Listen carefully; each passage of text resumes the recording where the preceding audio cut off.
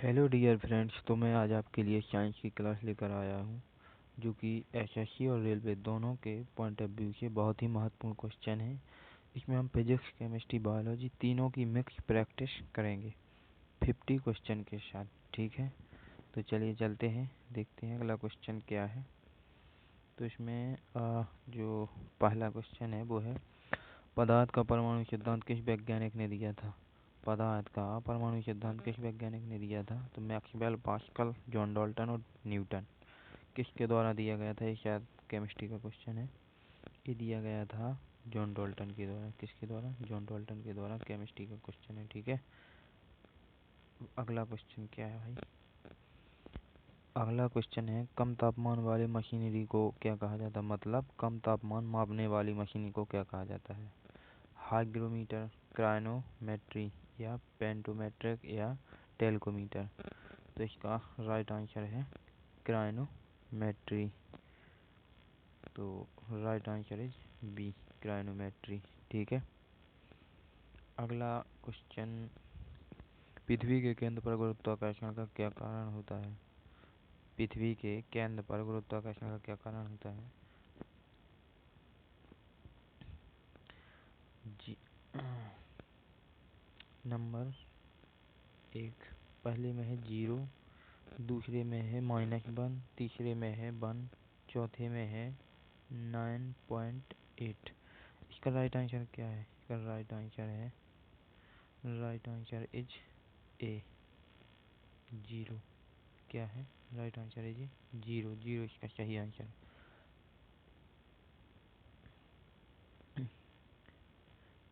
अगला क्वेश्चन, किस यंत्र के द्वारा सौर ऊर्जा को विद्युत ऊर्जा में परिवर्तित किया जाता है? किस यंत्र के द्वारा जो सूर्य की ऊर्जा है उसको विद्युत ऊर्जा में कैसे बदला जाता है? फोटोवोल्टिक सेल से, डैनियल सेल से या कोचिंग सेल? भाई ये तो गलत है, कोचिंग सेल नहीं होगा, यहाँ पर कुछ और होगा, गैल्वेनिक सेल से। तो राइट आंसर है जी ए। क्या है? राइट आंसर है जी ए, फोटोवोल्टिक सेल है इसका आंसर। ठीक है, अगला क्वेश्चन है, जंग लगने पर लोहे के भार में क्या परिवर्तन होता है? जंग लगने पर लोहे के भार में क्या परिवर्तन होता है? मतलब भार बढ़ जाता है, घट जाता है, समा जाता है, क्या होता है? तो जैसे ही जंग लगती है तो भाई लोहे का भार कैसा हो जाता है? बढ़ जाता है, वृद्धि हो जाती है। ठीक है, राइट आंसर है बी। अगला क्वेश्चन, यदि लोहे और कागज और पत्थर के टुकड़ों को एक साथ जोड़ दिया जाए तो पृथ्वी की सतह पर सबसे पहले कौन गिरेगा? निर्वात में हुई है जो। सबसे पहले लोहा, कागज, पत्थर, तीनों एक साथ गिरेंगे, तीनों ही एक साथ गिरेंगे। अगला क्वेश्चन क्या है इसमें, मनुष्य की सुनने की क्षमता कितनी होती है? मनुष्य की जो श्रवण क्षमता है वो कितनी होती है? 20 हर्ट्ज से 2000 हर्ट्ज, 20 से 20,000, 20,000 हर्ट्ज से अधिक, या 200 से 20,000 हर्ट्ज। तो पहला इसमें गलत है, तीसरा भी गलत है, चौथा भी गलत है। तो इसका राइट आंसर है बी, 20 हर्ट्ज से 20,000 हर्ट्ज तक हम सुन सकते हैं।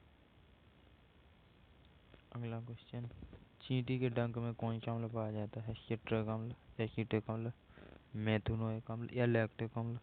चींटी के डंक में पाया जाता है मेथनोइक अम्ल। अगला क्वेश्चन है, निम्न में से किस वैज्ञानिक ने विकासवाद के सिद्धांत को प्रतिपादन किया था? Darwin, Maxwell, Newton, Johnson.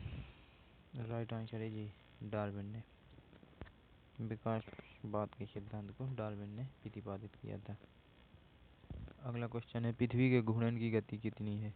पृथ्वी के जो घूर्णन की गति, पृथ्वी का घूर्णन मतलब पृथ्वी अपने अक्ष पर घूमती है, परिक्रमण का मतलब होता है पृथ्वी सूर्य की परिक्रमा करती है, लेकिन घूर्णन कहलाता है पृथ्वी अपने ही अक्ष पर स्वयं में घूमती है। तो क्या है इसका? 30 किलोमीटर है या 36 किलोमीटर है या 50 किलोमीटर प्रति मिनट? तो बी गलत, सी भी गलत और डी भी गलत। इसका आंसर होगा ए, 28 किलोमीटर प्रति मिनट। पृथ्वी 28 किलोमीटर प्रति मिनट की गति से अपना घूर्णन करती है, मतलब 1 मिनट में 28 किलोमीटर जाती है। ठीक है, अगला क्वेश्चन है, आयरन पर काम करना किस प्रकार की अभिक्रिया है? भौतिक, रासायनिक या पीति विद्या? तो भौतिक तो हो नहीं सकती और पीति विद्या हो नहीं सकती। राइट आंसर इज बी, रासायनिक अभिक्रिया है। आयरन पर काम करना रासायनिक अभिक्रिया है। पावर डिजनी की कार्यप्रणाली का सिद्धांत किस नियम पर आधारित है? फैराडे का नियम, हुक का नियम, न्यूटन का नियम या आइंस्टीन का नियम? तो जो पावर डिजनी जो है वो ये सब फैराडे फिजिक्स का है ये भाई। ये क्वेश्चन फिजिक्स का है। फैराडे इसका राइट आंसर है। फैराडे मतलब राइट आंसर इज ए। अगला क्वेश्चन, निम्न में से किस तत्व की कमी से घेंगा रोग होता है? घेंगा रोग किससे होता है? निवेश क्या है? निवेश तो ये पूंजी है, ये हो नहीं सकता। कैल्शियम, कैल्शियम से घेंगा रोग होता नहीं है। फास्फोरस से होता नहीं है। ये डी पे महीना, ये गलत है। ये डी की जगह आयोडीन क्या था यहाँ पर? आयोडीन। आयोडीन की कमी से हमें घेंगा रोग हो जाता है। कौन सा एंटीऑक्सीडेंट परजीवी का वाहक है? मच्छर है, मक्खी है, चूहा है, ये सभी है? ये सभी नहीं है, न तो चूहा है न मक्खी है। राइट आंसर इज ए, मच्छर इसका सही आंसर है। एंटीऑक्सीडेंट परजीवी। एक उड़ते हुए चक्के की प्रति सेकंड विकिरण किसमें मापी जाती है? बैरोमीटर, एनेमोमीटर या हाइग्रोमीटर या स्ट्रोबोस्कोप से? बैरोमीटर वायु दाब के लिए होता है, गलत है। एनेमोमीटर और हाइग्रोमीटर। इसका राइट आंसर इज स्ट्रोबोस्कोप। ठीक है। अगला क्वेश्चन है, रिलायंस सिस्टम में उपयोग की जाने वाली तरंग किस प्रकार की तरंगों का उदाहरण? सूक्ष्म तरंग, इंफ्रारेड तरंग या इंफ्रासोनिक तरंग या इनमें से कोई नहीं? तो इंफ्रासोनिक है नहीं है, ये गलत है। इंफ्रारेड भी तो सूक्ष्म। राइट आंसर है ए, सूक्ष्म तरंगें रिलायंस सिस्टम में उपयोग की जाने वाली। न्यूलैंड के अनुसार उस समय पृथ्वी में कुल कितने तत्व मौजूद थे? न्यूलैंड के अनुसार 64 तो भाई थे नहीं, 65 भी नहीं थे, 46 भी नहीं थे, तो 56 थे। Right answer is C. अगला क्वेश्चन है, निम्न में से किस में स्थितिज ऊर्जा होगी? स्थितिज, स्थितिज ऊर्जा का मतलब होता है एक स्थिर वस्तु। इसी प्रकार से जिस प्रकार से कोई वस्तु एक जगह रुकी होती है ना, एक जगह, उसी प्रकार से ऊर्जा भी रुकी होती है, इसीलिए उसको स्थितिज ऊर्जा कहते हैं। वायु में उड़ता हुआ, जब कोई वायु में चल रहा है तो वो स्थितिज कैसे हो सकता है? न गिरे हुए नारियल में, क्योंकि एक गति, दोनों गति कर रहे हैं। बांध का पानी रुका हुआ है, इसीलिए इसको स्थितिज ऊर्जा कहते हैं। भौतिक संतुलन किस सिद्धांत पर कार्य करता है? संगीत के सिद्धांत पर। फिजिक्स का क्वेश्चन है, संगीत कहाँ से आया? गलत है। ऊर्जा संरक्षण के सिद्धांत पर, संवेग संरक्षण के या समांतर बल के नियम? भौतिक संतुलन न तो ऊर्जा हो सकता न समांतर, समांतर बल के नियम। ठीक है।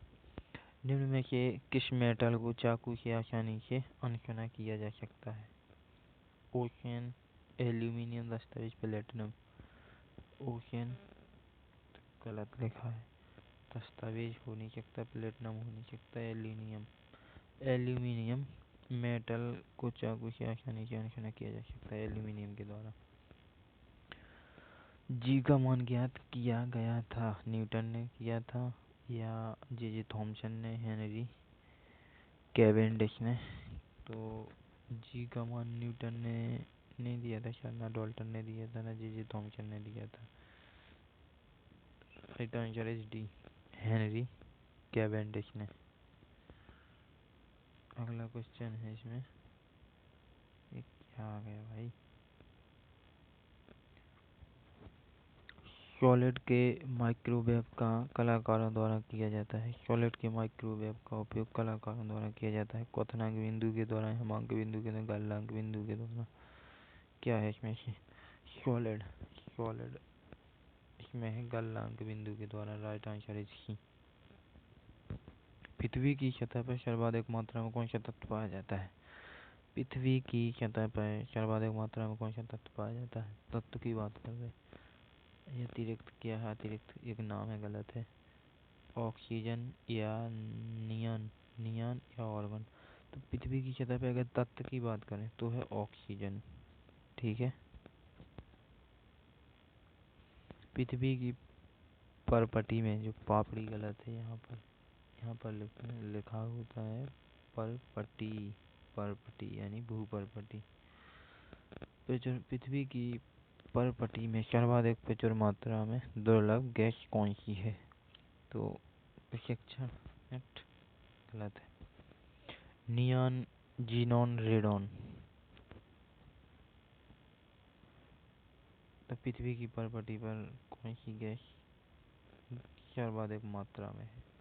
तो पृथ्वी की जो परपटी पर सर्वाधिक मात्रा में है वो है शायद नियॉन है।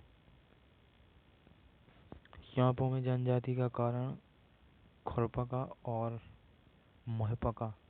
ये माउथ पका एक इंग्लिश शब्द है, यहाँ पर होगा मुहपका। क्या होगा? मुहपका। ठीक है, यहाँ पर मुहपका होगा। तो सांपों में जनजाति के कारण खुरपका और मुहपका रोग होता है। बर्बर या प्रोटोजोआ के द्वारा या विषाणु के द्वारा, एक कीट के द्वारा। जो विष्णु लिखा है यहाँ पर है विषाणु। क्या है यहाँ पर? विषाणु। विषाणु के द्वारा ये खुरपका और मुहपका होते हैं। अगला क्वेश्चन, निम्न में से कौन सी दुनिया की सबसे मशहूर गैस है? मिथाइल आइसोसाइनेट, जल लाल bromide, carbon monoxide, chocolate factory. ना तो कोई चॉकलेट फैक्ट्री, ना कार्बन मोनोऑक्साइड है, ना मिथाइल आइसोसाइनेट है, जय लाल ब्रोमाइड है। ठीक है। अगला क्वेश्चन है, ट्यूबलाइट में कौन सी गैस भरी होती है? ट्यूबलाइट में प्रशिक्षण और मीथेन, ये तो हो नहीं सकती। और हीलियम नहीं हो सकती।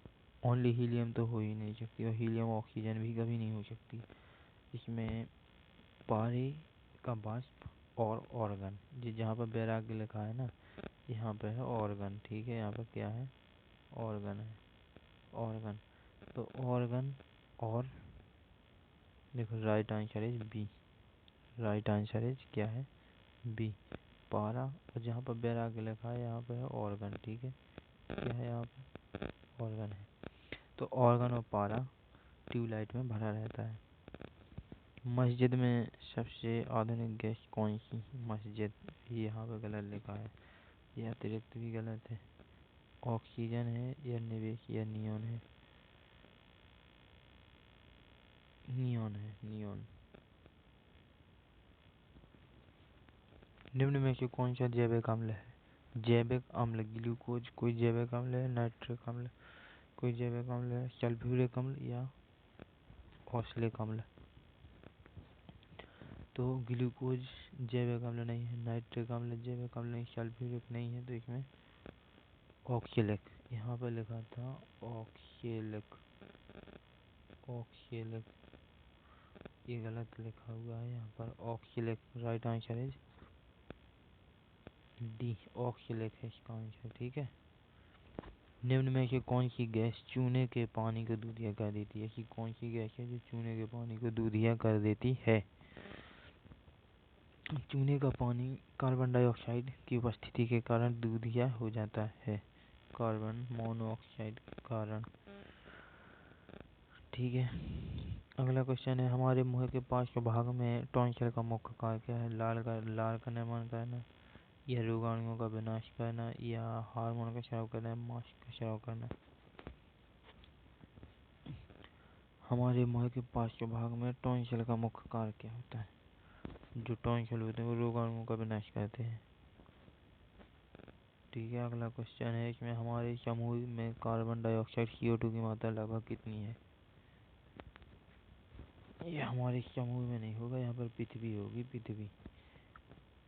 तो इसमें जो कार्बन डाइऑक्साइड की मात्रा है वो 0.3%, 0.03%। अगला क्वेश्चन है, हमारी पृथ्वी में सबसे अधिक मात्रा में कौन सी धातु मौजूद है? हमारी पृथ्वी में सबसे अधिक मात्रा में कौन सी धातु, अब धातु की बात कर रहे हैं भाई यहाँ पे। लोहा नहीं हो सकता है, तांबा नहीं हो सकता, ना गिनो हो सकता। एल्यूमिनियम सर्वाधिक धातु में मिलेगी। तो हमारी पृथ्वी पर सर्वाधिक जो धातु है वो है एल्यूमिनियम। ठीक है। अगला क्वेश्चन है, निम्न में से किसकी आयु का पता लगाने के लिए रेडियो कार्बन डेटिंग का उपयोग किया जाता है? अंग्रेजी क्या है ये? गलत है। स्मृति चिन्ह या पत्थर की अभिलेख की?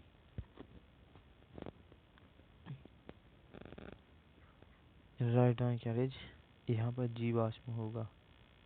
जीवाश्म की, किसकी? जीवाश्म। तो रेडियो कार्बन डेटिंग का उपयोग जीवाश्म की आयु का पता लगाने के लिए उपयोग किया जाता है। ठीक है। अगला क्वेश्चन है, निम्न में कौन सी बस्ती की सबसे हॉट उपस्थिति है?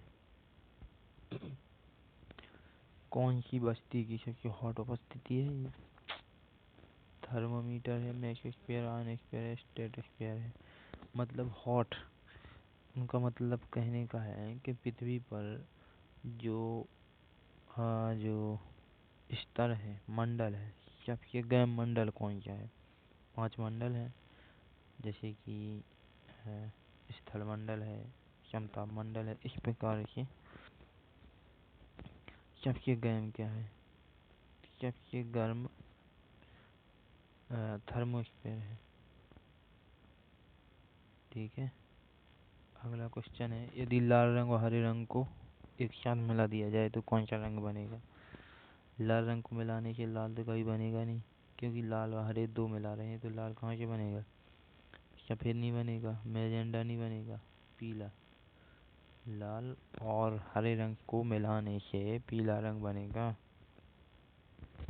हमारी पृथ्वी का ज्वालामुखी में किस तरह का अवशेष मिला है?